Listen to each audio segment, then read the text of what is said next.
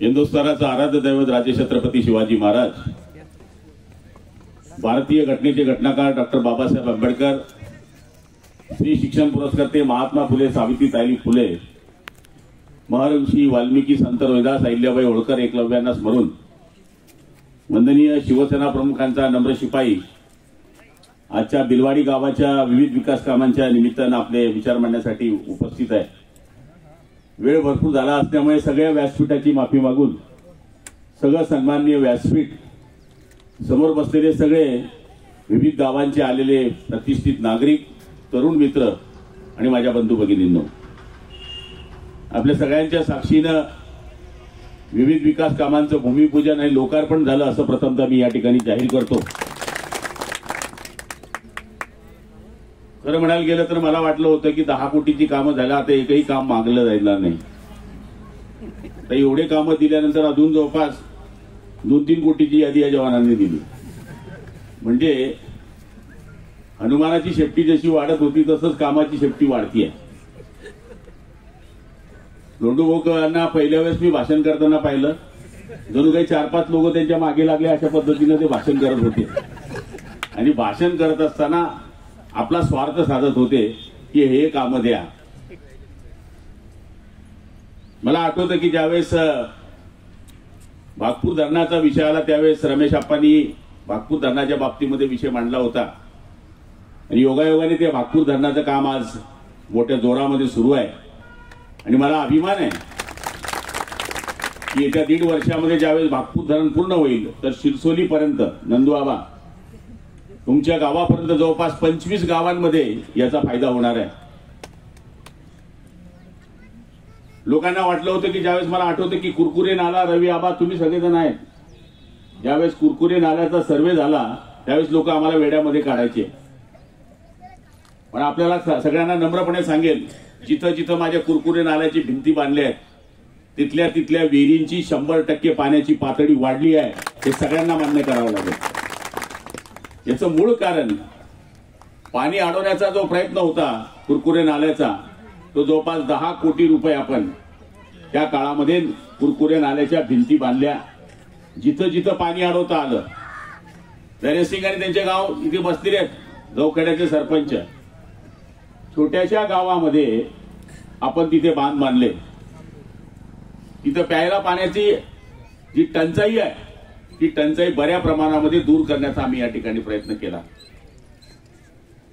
आज आपल्या समोर जे आहे ते बिलवाडीमध्ये गेल्यानंतर आपल्या डोळ्यांनी आपण पाहिलं, बिलवाडी रस्ता आपण केला, तिकडे जाण्याकरता पुलाची गरज होती, पुलाचं काम केलं, पाण्याची योजना आहे ती करण्याचं काम केलं, ग्रामपंचायतचं ऑफिस सुंदर असावं म्हणून ग्रामपंचायतचं ऑफिस बांधलं, मग बारक्यासारख्या कॉन्क्रिटीकरणाचे रस्ते असतील, सुशोभीकरण असेल, स्मशानभूमी असेल, ही कामं तर होतच राहतात, पण प्रोजेक्टिव्ह जी कामं आहे ते करण्याचा निश्चितपणाने आपण या ठिकाणी प्रयत्न करत आहोत। या जळगाव जिल्ह्यामध्ये आणि महाराष्ट्रामध्ये जे खातं मला मिळालं पाणी पुरवठा, मी 100% यशस्वी झालं असं म्हणणार नाही, पण जवळपास 80% गावांमध्ये पाण्याच्या योजनेचं काम माझं सुरू आहे। त्याच्यामध्ये जळका असेल, विट्टेर असेल, बिलवाडी असेल किंवा तत्सम जी गावं आहेत, या गावांमध्ये पाणी पुरवठ्याच्या माध्यमातून प्रत्येक गावामध्ये योजना देण्याचं काम आपण या ठिकाणी केलं।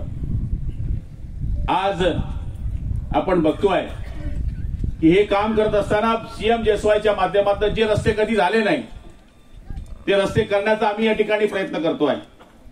आता काल परवाकडेच मी एक नवीन यादी आणखी रस्त्यांची दिली वीरभाऊ, त्याच्यामध्ये पाथरी ते बोरनार, आदरणीय शिरीष चौधरी बसले, प्रदीप दादा बसले आहेत, पाथरीचा जो बोरनार रस्ता आहे तो दोघं गावाला जो रस्ता आहे त्याला जवळपास 3 किलोमीटर आपण मुख्यमंत्री ग्राम सडक योजनेमध्ये प्रस्तावित केलं। एवढ्या 15 दिवसाच्या आत त्याला मंजुरी येईल याची खात्री मला आहे।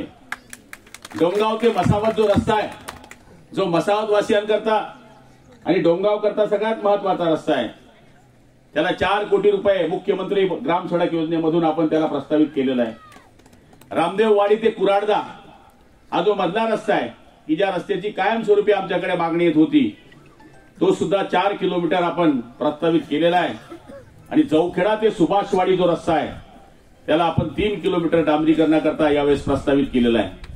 म्हणजे ज्या ज्या रस्त्यांच्या मागण्या आमच्याकडे येत आहेत त्या 100% सुटतील असं मी मान्य करणार नाही, पण बरेच रस्ते जे शेतीशी निगडित आहे, जे गावाला गाव जोडण्यासाठी निगडित आहे, ते करण्याचा या ठिकाणी प्रयत्न करतोय. योगायोगाने आपला मतदारसंघ हा नशीबवान मतदारसंघ आहे. या मतदारसंघामध्ये कायम मंत्रिपद आपल्याला मिळाली. जरी मी 2 वेळेस एरंडोलमध्ये आमदार होतो तरी 2 वेळेस मी एरंडोलमधून मंत्री होऊ शकलो नाही.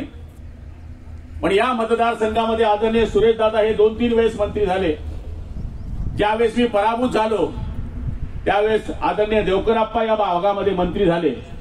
आणि त्याच्यानंतर या 7 वर्षापासून गुलाबराव पाटील तुमच्या समोर मंत्री म्हणून काम करतोय. मी कोणाला आव्हान देत नाही, कोणाला चॅलेंज देत नाही, पण माझं आपल्याला सगळ्यांना नम्रपणे सांगायचं आहे, आपण माझ्या निधीचा मोजमाप केली पाहिजे, कामांची मोजमाप केली पाहिजे.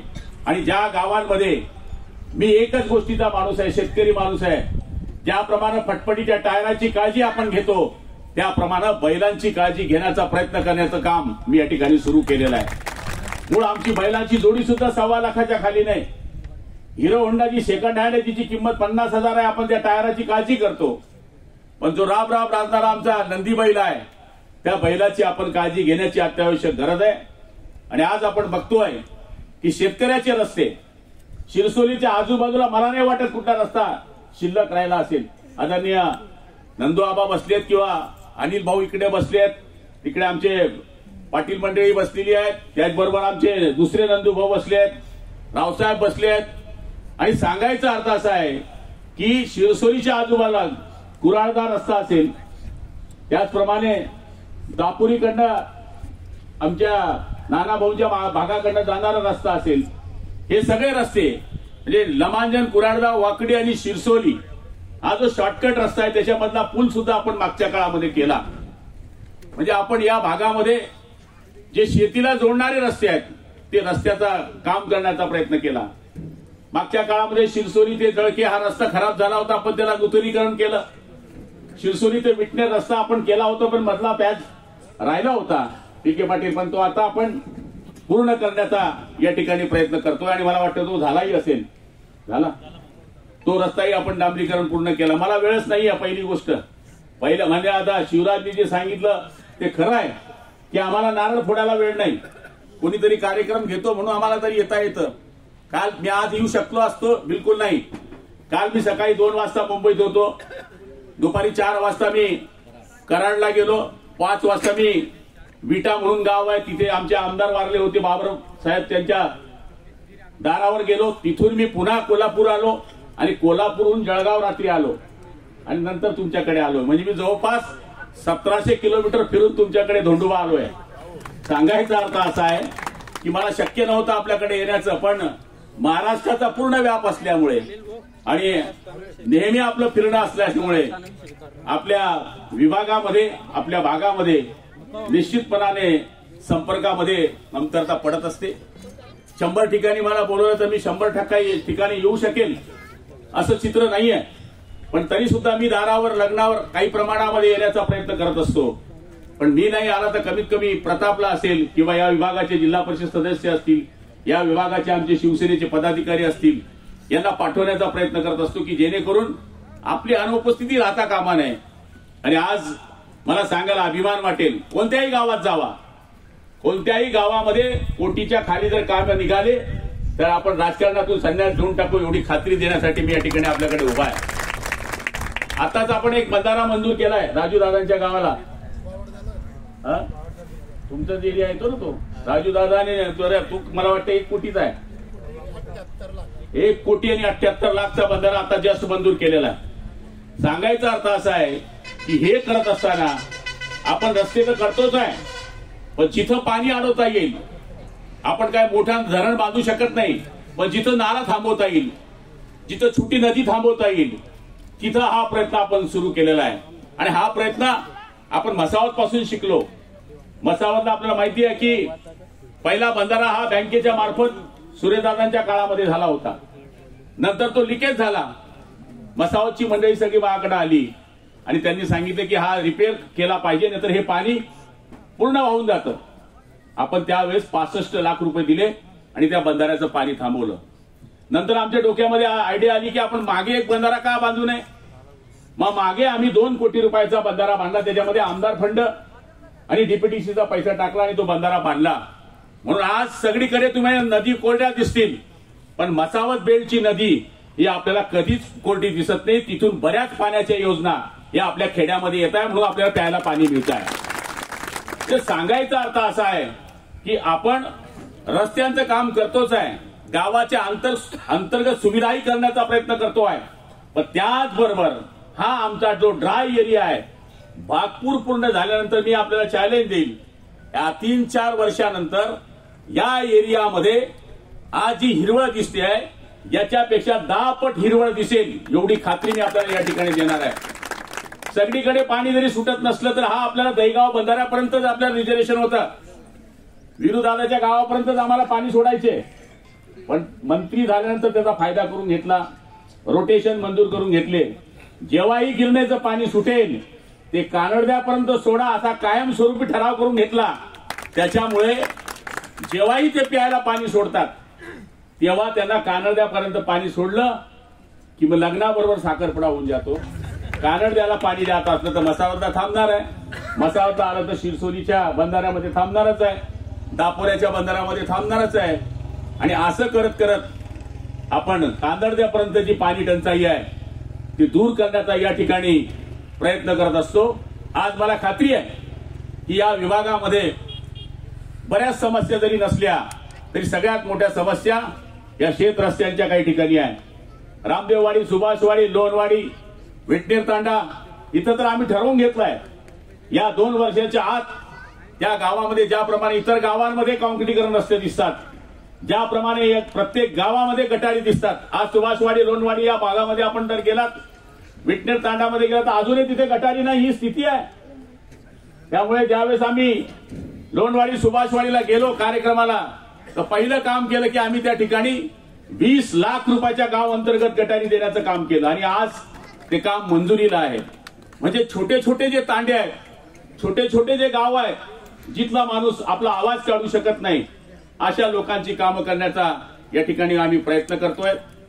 आज या कार्यक्रमाला येत असताना मनामध्ये हाच विचार होता की आता कामं इकडच्या गावाची संपली, पण माझ्याकडे मागणी आली आता ग्रामपंचायत तर बांधली, मग ग्रामपंचायतच्या समोर गारा व्हायला नको, त्याच्याकरता आता प्युअर ब्लॉक बसवून द्या. त्याच्यानंतर स्मशानभूमीला संरक्षण भिंत द्या, कारण की तिथून भूत पलीत जाता कामा नये म्हणून तिथं भिंत बांधून द्या. त्याच्यानंतर विठ्ठल मंदिराच्या समोर ब्लॉक बसवण्याचं आणि संरक्षण भिंतीचं काम आपण या ठिकाणी मागितलंय. सभा मंडपाचं काम मागितलंय, काँक्रिटीकरणाचं काम मागितलंय, बौद्ध विहार आहे, व्यायामशाळा आहे, शिवाजी महाराजांच्या समोर सुशोभीकरणाचं काम मागितलंय आणि चर्मकार समाजाला सामाजिक सभागृह बांधण्याचं काम आपण या ठिकाणी मागितलेलं आहे. खरं गणायला गेलं तर आमदार आणि पालकमंत्री याच्यामध्ये फरक असतो, कारण की पालकमंत्र्याकडे जिल्ह्याच्या ज्या आर्थिक नाड्या आहेत त्याच्यापैकी बराच निधी हा पालकमंत्र्याच्या सूचनेवरून दिला जात असतो. त्यामुळे हे एकच बिलवाडीची ग्रामपंचायत नाही, जिथं जिथं ग्रामपंचायतची मागणी आली तिथं तिथं आपण नवीन ग्रामपंचायती देण्याचा या ठिकाणी प्रयत्न केला. आता मला वाटते बोरनार या फेजमध्ये आहे, थोरातजी आले असतील किंवा सुनील भाऊ असतील, जळकं आता या नवीन फेजमध्ये राजूदादा आहे, लोणवाडीचा ग्रामपंचायत आता मंजूर आहे, वराडची आता ग्रामपंचायत नवीन मंजूर केलेली आहे. आणि सांगायला मी अभिमानानं सांगतो की आता नवीन घरकुलमध्ये ओबीसीचा समावेश झाला आहे. पालकमंत्र्याला कोटा वाटण्याचा अधिकार आहे. आतापर्यंत बौद्धांना ज्याप्रमाणे घरकुल दिले गेले, ज्याप्रमाणे चर्मकारांना जिबू घरकुल दिले गेले, त्याचप्रमाणे आता ओबीसींना घरकुल देण्याकरता पुढच्या महिन्यात मी बैठक घेणार आहे. त्याच्यामध्ये पाटील समाजाचा असू दे, गुजर समाजाचा असू दे, तेली समाजाचा असू दे, जोही गरीब असेल त्याला घरकुल देण्याचं काम निश्चितपणाने गुलाबराव पाटील केल्याशिवाय राहणार नाही, हे वचन मी आपल्याला या ठिकाणी देतो. त्याचबरोबर एनटी लोक जे आहेत, एनटी लोकांचाही कोटा आपण वाढवण्याकरता व्हिडिओला धोंडूभाऊ आदेश केलेले आहे. तुमच्या गावामध्ये जेवढे एनटी असतील त्यांची तुम्ही नावं द्या, किंवा परिसरामध्ये जे एनटी लोक आहेत त्यांची जर नावं दिली तर आपण हा कोटा वाढवून घेऊ आणि निश्चितपणाने घरकुल देण्याचा या ठिकाणी प्रयत्न करू. मला कोणावर टीका करायची नाही आणि मी टीका करता जन्माला आलो नाही, पण माझ्यावर जे लोक काही टीका करतायत की काम दाखवा, अरे मी तर म्हणतो कड्याला कड्या लावा. तुम्ही पण 4.5 वर्ष पालकमंत्री होते, मी पण पालकमंत्री आहे. जर तुमच्यापेक्षा कणभर माझं काम जास्त नसेल तर पुढच्या आमदारकीचा फॉर्म भरणार नाही, हे चॅलेंज द्यायला मी या ठिकाणी उभा आहे. आणि माझ्याकडे हस्तक्षेप करायला कोणी नाही आहे. मी सर्वसाधारण माणूस आहे. 8 वर्षामध्ये कोणी माणूस सांगू शकत नाही की पालकमंत्र्याचा आम्हाला त्रास आहे, अमुक फोन आहे, पोलीस स्टेशनमध्ये याला टाका, याला जेलमध्ये घाला, याला त्रास द्या. हा धंदा मी आयुष्यात केला नाही. मंत्रीला काय 4 शिंग असतात, मंत्र्याला काय 12 पाय असतात असं नाही. मंत्री सुद्धा माणूस आहे. मी सुद्धा झोपडीमधला दर्द काढलेला माणूस आहे. सर्वसाधारण चटणीवर पाणी खाल्लेला गुलाबराव पाटील आहे. त्यामुळे गरिबी काय असते गुलाबराव पाटलांना जवळून पाहिलेली आहे. सोन्याचा चमचा घेऊन मी जन्माला आलेलो नाही. हे माझ्या आयुष्यामध्ये मला जमलं नाही. जे आहे ते मी तोंडावर करत असतो. आणि मी जरी लोकांच्या संपर्कात कमी जास्त येत असलं तरी गावामध्ये जर मी आलो पाळजीमध्ये तर सकाळी 8 वाजता 8:30 वाजता जर तुम्ही या माझ्याकडं 9 वाजता माझ्या परीने मी बसलेला असतो. जे लोक काम आणतील माझ्याकडे जेवढं काम होईल ते करण्याचा मी निश्चितपणाने प्रयत्न करत असतो. जे होणार नाही ते निश्चितपणाने नाही असं सांगायचा प्रयत्न करत असतो. आणि काही लोक आता आमच्या विरुद्ध प्रचार करतायत. निलेश पाटलांनी सांगितलं ते एकच आहे की सामाजिक प्रचार करतात, दुसरा प्रचार नाही. की मी अमुक समाजाचा आहे. माझ्याकडे तर सगळे मराठाच दिसतात. निलेश पाटील जिल्हा प्रमुख मराठा पाटील आहे, शिवराज पाटील तालुका प्रमुख मराठा पाटील आहे, राजू चव्हाण बसले मराठा पाटील. आता लाईनीने जर मोजायला गेलं तर अर्धे तर पाटीलच आहे. पण आता सांगायचं काय, जो माणूस सगळ्या गोष्टीमध्ये हतबल होऊन जातो तोच समाजाचा विचार करतो. माझं मत असं आहे, काम करणाऱ्याला कुठलाच समाज नाही आहे. मी जिथं काम करतोय तिथे माझा कुठला समाज आहे. जे तालुक्यामध्ये गावं येतात त्या गावामध्ये प्रत्येक गावामध्ये माझा समाज नाही. मी आज निवडून आलो ते फक्त गुजर समाजावर निवडून आलो नाही. मी आपल्यासारख्या सर्वसाधारण 12 बलुचीदार मराठा समाज, मुस्लिम समाज, दलित समाज सगळ्यांच्या आशीर्वादाने मी आमदार झालो आहे. पण आता त्यांच्याकडे प्रचाराला मुद्दा नाही. मुद्दा नसल्यामुळे एक पिल्लू आता सोडलेला आहे. मग 4.5 वर्ष तर तुम्ही पालकमंत्री होते, मराठा समाजाचेच होते. किती मराठ्यांना मोठं केलं इथं समजून सांगा ना. तुम्ही नाना देवकर शिवाय एक पान तुमचं हलायचं नाही. आणि आता तुम्ही दुसरा विचार कधी केला पण नाही. फेडरेशन मध्ये तुम्ही तुमच्याशिवाय मराठा समाजाच्या पोऱ्याची सोसायटी गेली तर कमिशन सोडता का? 5% घेतल्याशिवाय मराठाच्या पोऱ्याची तुम्ही फाईल पास करत नाही, तेव्हा तुम्हाला जात आठवत नाही. आणि मतदान आलं की मग जात आठवते. तुमच्या मामाचं गाव सांगा जळगाव जिल्ह्यामध्ये कुठे आहे म्हणा. सांगावं एखादं गाव, मामाचं गाव, आत्याचं गाव, फौशीचं गाव, फुईचं गाव, एकही गाव नाही. सामाजिक जर तुम्ही या गोष्टी करत असाल तर माझ्या माहितीप्रमाणे तुम्ही मुद्द्याला मुद्दा सांगा की गुलाबराव पाटलांनी हे काम केलं नाही, गुलाबराव पाटलांनी अमुक काम केलं नाही. अरे माझा चॅलेंज आहे, डिप्या मोजा डिप्या. नुसत्या डिप्यांमध्ये बुजून टाकीन मी तुम्हाला एवढ्या डिप्या दिलेल्या. शेतकऱ्यांना चॅलेंज सांगावं. अरे डीपी मागायला आला शेतकरी. कोणत्या आमदारांनी दिले याच्या काळात डीपी? सुरेशदादाही मंत्री होते, रमेश आप्पा त्या काळापासून काम करताय. चिबू तुम्ही पण काम करत होता. दादा म्हणजे तुम्ही देव मानायचे आणि दादानी तुमची कामं केली. आणि दादानी या मतदारसंघात दात तोडलं. सांगा डीपी दिली कधी? दिली. मग आता 16 लाख दिवस मी एक डिप्पीला हा हे देतो. गुलाबराव पाटील शेतकऱ्यांची काळजी घेतो. हे चॅलेंज बोलतोय. दाखवा देवकराप्पांच्या काळात देवकराप्पांनी किती डिप्या दिल्या शेतकऱ्यांना डिप्या. मत मागण्याकरता फक्त बोलायचं, काम करायचं नाही, बॉम्ब पाडायचे नाही आणि टीका करायची, सामाजिक वातावरण तयार करायचं. माझ्या माहितीप्रमाणे काम करणाऱ्याला जात नसते, काम करणाऱ्याला पोट नसतं. निवडणुकांमध्ये आम्ही जे उमेदवार देतो ते सगळ्याच जातीचे असतात. आता शेतकी संघामध्ये अर्जुनदादा निवडून आले, ते पण तुमच्या भागाचे आहे. विजू बापू तिकडून निवडून आले, आमच्या गजानन निवडून आला, ब्रिजलाल पाटील निवडून आले, विकास पाटील निवडून आले. हे 5 जण आमचे उमेदवार राहिले. आमचा 1 जण अटकून गेला, पण आम्ही 2 जण काढण्याकरता रात्रंदिवस आमची ही टीम फिरली. आणि भाऊ सगळे तुम्ही साक्षीदार आहे, तुम्ही सगळेजण फिरलेत. आणि सांगायचा अर्थ असा आहे की तुम्ही फक्त सामाजिक वातावरण तयार करत असाल तर लोक वेडे नाही आहे. काम आला तर समाज, काम संपलं की कहा गया समाज मालूम नाही. जळगावमध्ये तुम्ही राहतात. माझं चॅलेंज आहे, तुमचे फोन रेकॉर्ड काढा, माझे फोन रेकॉर्ड काढा. अजून बी टिबल शिपट पटकली, फटपटी पकडली तर मला फोन येतो आणि मी सोडतो ती फटपटी. अजून कोणी नाही म्हणावा. एक जण तिथं कुठे पकडली होती माहितीये? गुजरातमध्ये. तो म्हणे गाडी पकडायला. यार म्हणतो कस काय सोडतो रे, गुजरात पोलिसांना काय संबंध? ट्राय तर करा म्हणे, तुम्ही ट्राय करा.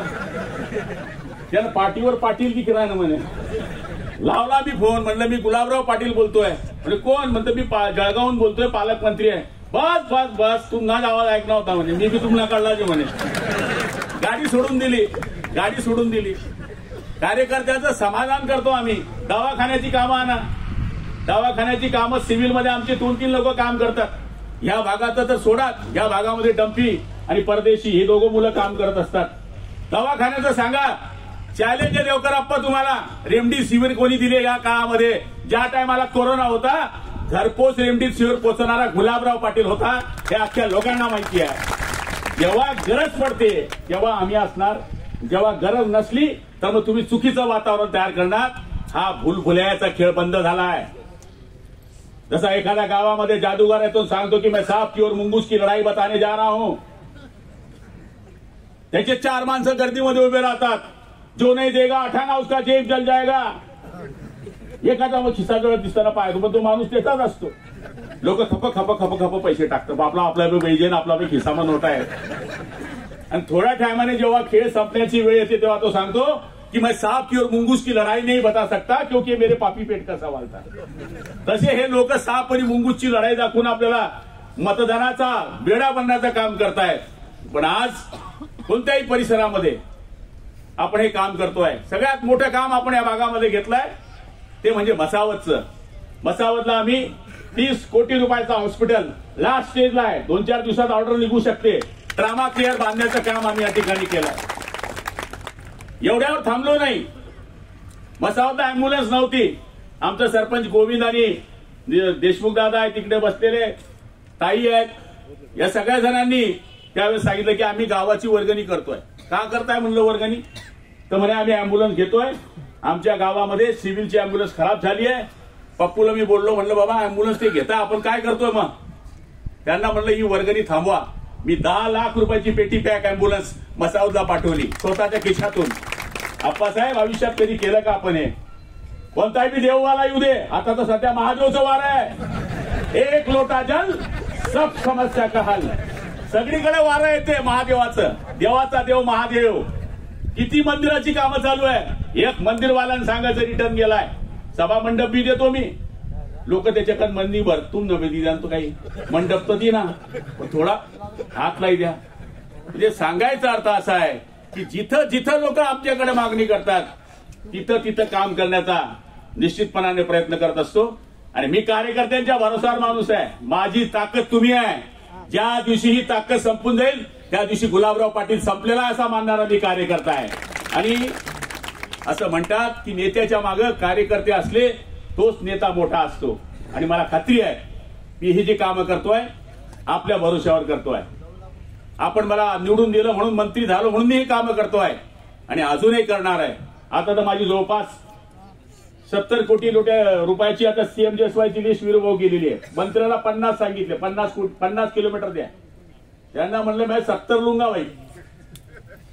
CMJSYचा रस्ता करण्याचं मूळ कारण हे आहे की जर तो रस्ता झाला तर 4-5 वर्ष मेंटेनन्स तुम्हाला करावा लागतो. 5 वर्ष खड्डा तरी पडला तरी. ते हे CMJSYचे रस्ते करण्याकरता मी या ठिकाणी प्रयत्न करत आहे. आणि मला खात्री आहे हे करत असताना आपण या भागामधलं सांगितलं, पण आपण जर धरणगाव भागामध्ये गेलात तर असे काही 5-6 गाव आहेत जिथे तुमचे नातेवाईक असतील, ज्याच्यामध्ये शेरी आहे, धार आहे, पष्टाणे आहे, पष्टाणे खुर्द आहे, ऐरा आहे, कुखलवाडी आहे, भांबर्डी आहे, साळवा आहे, नांदेड आहे, नारणा आहे. या भागामध्ये गेला तर जे रस्ते आयुष्यात कधी झाले नाही, जे पूल कधी आयुष्यात झाले नाही, ते पूल करण्याचं काम केलं. आमचं तर चॅलेंज आहे. ज्या पुलावर राजकारण झालं 35-40 वर्ष, खेडी भोकरी तर भोकर पूल, आमच्याकडे देवकराप्पांनी एक 11 कोटीचा पूल बांधला होता. आणि घडी घडी सांगायचं देखा 11 कोटीचा पूल बांधा. मी रेषा पुसत नाही, रेषा नवी मोठी काढण्याचा प्रयत्न करतो. आम्ही एकच पूल केला मी आणि चंदू अण्णांनी, तो म्हणजे खेडी भोकरी भोकर पूल. किंवा पुलाची किंमत किती माहित आहे? 172 कोटी रुपयाचा पूल सुरू आहे. 172 कोटी रुपयाचा काम चालू आहे. हे काय बसले साधू संत तिकडचे, हे सगळे महामंडलेश्वर 1008 म्हणजे हे सगळे बसले. 30 कोटीचं काम झालं, आता थांबून गेलं होतं का? गल्ला नाही बोले, खतम हो गया. परवाच्या दिवशी 5 कोटीची ऑर्डर करून घेतली. आणखी पैसा घे भाऊ, काम चालू ठेव. आणखी लोक म्हणजे बाई इलेक्शन म्हणून काम पण होईल. म्हणजे सगळ्यांची या गोष्टी लक्षामध्ये ठेवाव्या लागतात. आणि आज सुंदर कामं झाली. पहिलं काम तर इतकं सुंदर झालं की ज्या छत्रपती शिवाजी महाराजांना स्वातंत्र्य मिळवण्याकरता ज्या जगदंबाने आशीर्वाद दिला त्या मंदिरापासून आज या कामाला सुरुवात झाली. नंतर छत्रपती शिवाजी महाराजांच्या पुतळ्याचा हार घालण्याची संधी आम्हाला मिळाली आणि ज्यांनी आम्हाला घटना दिली त्या डॉक्टर बाबासाहेब आंबेडकरांची पूजा करता आली. हे पुरातन जे मंदिर आहे भवानी मातेचं, मी तर धोंडूपूरना सांगेल आणि गावकऱ्यांना सांगेल, तुम्ही जर याला ब मध्ये टाकलं तर मी याला 2, 4, 5 कोटी रुपये देऊन टाकेल, मला काय अडचण नाहीये. कारण की आता आपण पद्मालयाला 10 कोटी रुपये रिलीज केलेले आहे. पद्मालयाला 10 कोटी. आपण जर रामेश्वरला गेला असाल तर रामेश्वरवर 5 कोटीचं काम चालू आहे. आपण जर तरसोदला गेला असाल तर तरसोदला 5 कोटी रुपयाचं काम चाललंय. आपण कनेश्वर कानडद्याला गेला असाल तर 5 कोटी रुपयाचं मंदिराचं काम चाललंय.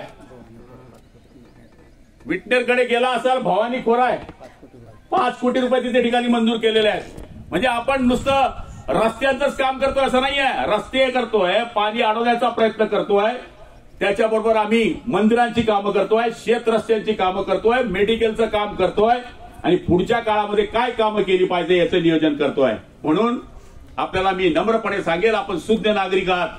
आता गुलाबराव पाटील खोटं बोलत व्हॉट्सअप फेसबुक असे चालवताना पोरं दणादण पळवता, लगेच कॉमेंट टाकतात जे झूठ बोल रहा है. त्याच्यामुळं लाईव्ह दाखवा लागतं. मी नारळ केव्हा फोडतो, काम मंजूर असेल वर्क ऑर्डर असेल विजू बापू तर, नाही तर लोक म्हणतात वर्क ऑर्डर काय नारळ फोडून गेला आणि काम नाही झालं. आता याच्यातले अर्धे कामं झाल्यानंतर मी आलो, कारण की आता लोक नगदी माल पाहता करेल का ठीक जा घरपूर अशी परिस्थिती आहे. आता पुढारी लोकांना वेळ करत नाही, आता लोक पुढाऱ्याला वेळ करतात. दुकानच एवढी झाली, आता आम्हाला कार्यकर्ते सांभाळणं भी मुश्किल झालंय. दुकान है, तू नहीं देता क्या, चला मैं भाजप में, भाजप नहीं देते क्या, चला मैं शरद पवार की राष्ट्रवादी में, शरद पवार की राष्ट्रवादी वाला नहीं देता क्या, चला मैं बाला साहेब ठाकरे की पार्टी में, उद्धव साहेब ठाकरे की पार्टी में. म्हणजे काम करा, काम करत असाल तर लोक तुमच्या बरोबर आहे. तुमच्याकडे सत्ता आली म्हणून काय तुम्ही देवरूप झाले असं नाहीये. बाळासाहेब ठाकरे नेहमी सांगायचे की सत्ता आली नाही म्हणून लाजू नका आणि सत्ता आली म्हणून माजू नका. एवढंच नाही, दलितांची सगळ्यात जास्त बौद्ध विहार जर होत असतील तर चॅलेंज आहे गुलाबराव पाटलाच्या काळात. तुम बैठे ना मुसलमान लोगों को भी बात कर रहा हूं मैं. जितने ज्यादा कब्रिस्तान के काम, आपके वोट कितना है मालूम है वराड में कितना है, किती बाबा कॅप्टन 71 किती पैसे दिले कब्रिस्तानला, 15 लाख रुपए. 74 वोट को 15 लाख, हिसाब लगाओ भाई, 50,000 रुपये आदमी हो जाता हो. आता वडलीमध्ये इथे सचिनचं गाव आहे, 90 मत आहे, 90 40 लाख रुपये दिले. कुठलाही मुस्लिम लोकांच्या कब्रस्थानामध्ये मुस्लिम वादलाचा लग्न हॉल असेल, वसावत असेल, कुठलंही गाव असेल, असं कोणी म्हणू शकत नाही. जो आला तो दलित येऊ दे, मुस्लिम येऊ दे, हिंदू येऊ दे, मंदिरवाला येऊ दे, कब्रस्तानवाला येऊ दे, बौद्ध विहारवाला येऊ दे, सगळ्यांची कामं करण्याचा निश्चितपणाने प्रयत्न करतोय.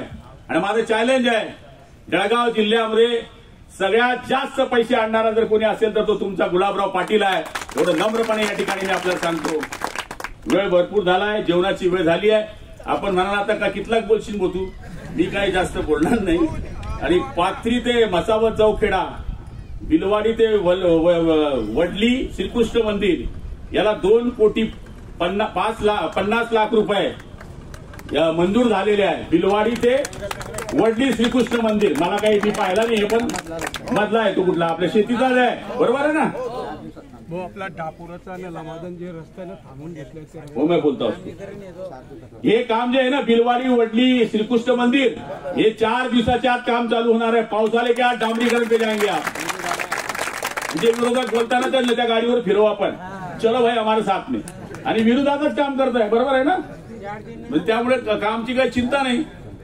त्यामुळे निश्चितपणाने जी कामं आम्हाला तुम्ही सांगतायत, रस्त्यांची कामं सांगतायत,